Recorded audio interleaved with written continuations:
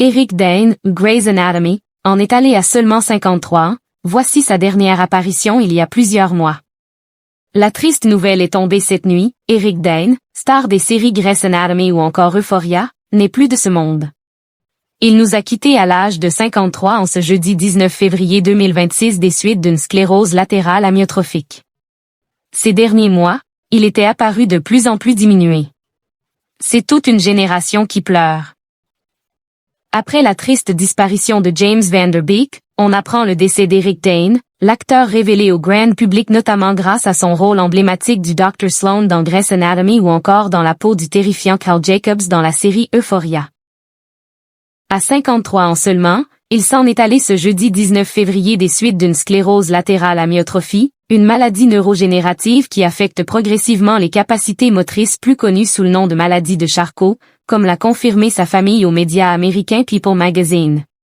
C'est avec une immense tristesse que nous annonçons qu'Eric Dane s'est éteint jeudi après-midi, à l'issue d'un courageux combat contre la SLA, sclérose latérale amyotrophique.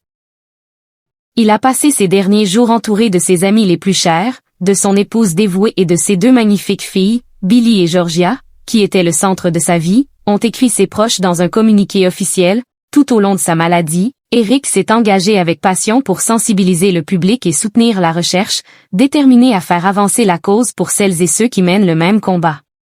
Il laissera un immense vide et restera à jamais dans les mémoires. Eric adorait ses fans et leur était profondément reconnaissant pour l'élan d'amour et de soutien qu'il a reçu. Sa famille a demandé le respect de sa vie privée en cette période d'épreuve indescriptible.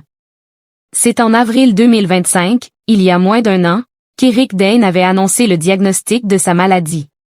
On m'a diagnostiqué une SLA, avait-il déclaré à People, je suis reconnaissant d'avoir ma famille aimante à mes côtés pour traverser cette nouvelle étape. Depuis cette bouleversante annonce, l'acteur américain était apparu de plus en plus diminué à chacune de ses sorties publiques jusqu'à être photographié en fauteuil roulant à l'aéroport de Toronto en octobre dernier puis un mois plus tard à l'aéroport de Los Angeles, marquant un stade avancé de sa maladie. Celui qui a incarné le mythique Dr Glamour avait également eu l'occasion de faire une dernière apparition à la télévision en novembre 2025, dans un rôle sur mesure dans la série Brilliant Minds où il jouait un pompier et héros du 11 septembre atteint de la maladie de Charcot.